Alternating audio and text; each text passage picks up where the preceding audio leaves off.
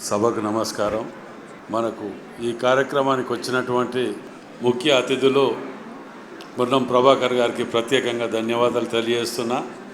ఎందుకంటే మాకు చిన్నప్పటికెళ్ళి మిత్రులు కానీ అన్న కానీ అన్నీ కూడా సన్నిహితం ఉన్నది కాబట్టి ఏ కార్యక్రమానికి కానీ వారు ఒక్కరే మాకు హల్కగా దొరుకుతాను వారిని పట్టుకు రావాల్సి వస్తుంది. అంటే మా మీద గౌరవంతో కూడా వారు అడగగానే కాదనకుండా ఇచ్చినందుకు వారికి ప్రత్యేకంగా ధన్యవాదాలు. మరి వరంగల్ వెస్ట్ నియోజకవర్గంలో ఇంత మంచి కార్యక్రమాన్ని నిర్వహించినటువంటి క్రెడాయి అధ్యక్షులు తిరుపతి రెడ్డి గారికి వారి యొక్క కమిటీ బృందానికి నిజంగా కూడా ప్రత్యేకంగా అభినందనలు తెలుపుతున్నాను. ముఖ్యమంత్రి రేవంత్ రెడ్డి గారు మరియు క్యాబినెట్ బృందం అందరూ కూడా వరంగల్ మీద ప్రత్యేక దృష్టి పెట్టడం వలన నాకు తెలిసిన కాడికి కొందరు ఇక్కడికి వచ్చి హైదరాబాద్ నుంచి వచ్చి ఈడ ఇన్వెస్ట్ చేస్తే బాగుంటుంది అని కొందరు వచ్చి చూసిపోయిన సందర్భాలు కూడా మా దృష్టికి వచ్చినాయి. హైదరాబాద్ నుంచి వచ్చిన రామరెడ్డి గారు కానివ్వండి, ప్రేమ్సాగర్ గారు కానివ్వండి, అందరికీ కూడా పేరున ఇక్కడ పాల్గొన్న వారందరికీ కూడా ప్రత్యేకంగా ధన్యవాదాలు తెలియజేస్తూ, మరి ఇక్కడ చూడండి వరంగల్లో చరిత్రలో ఎన్నడూ లేని విధంగా ఎయిర్పోర్ట్ అనగానే ఏదో పేపర్లనో లేకపోతే నోటికి చెప్పేసి వెళ్ళిపోయేది కాకుండా ల్యాండ్ యాక్విజిషన్ కోసం 205 కోట్ల రూపాయలు అక్కడికక్కడ ఇచ్చేసి ల్యాండ్ యాక్విజిషన్ కూడా స్టార్ట్ చేయడం జరిగింది. 1 ఇయర్ లోపట మన దగ్గర 1 ఇయర్ లోపట్నే ఎయిర్పోర్ట్ స్టార్ట్ అయ్యేదానికి 100% చెప్పగలుగుతున్నా.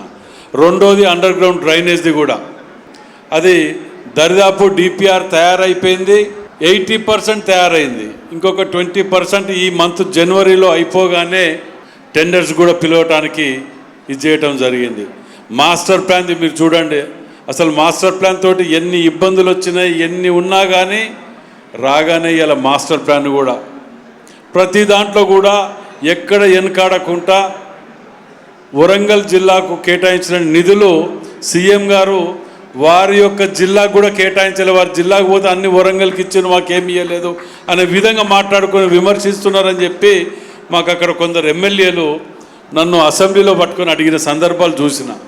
ఏది ఏమైనా ఇవాళ ఈ యొక్క షో ద్వారా హైదరాబాద్ తర్వాత అతిపెద్ద నగరం వరంగల్ అని చెప్పుకోవటం కాదు, రాబోయే రోజులలో హైదరాబాద్కు ధీటుగా మనం చూడబోతున్నాం అనేది 100% చెప్పగలుగుతా అని చెప్పి మనం చేస్తూ, మరి అదేవిధంగా క్రెడాయి సభ్యులకు కానీ కమిటీలకు కానీ మీ అందరికీ కూడా మరొకటి కూడా చెప్తున్నా, మా ద్వారా ఏ అవసరం ఉన్నా కార్పొరేషన్ కానివ్వండి, కూడా కానివ్వండి, గవర్నమెంట్లో కానివ్వండి, ఎక్కడ ఏ అవసరం ఉన్నా మీరు మా దగ్గరికి ఓపెన్గా 24 గంటలు మా డోర్స్ ఓపెన్ చేసి ఉంటాయి.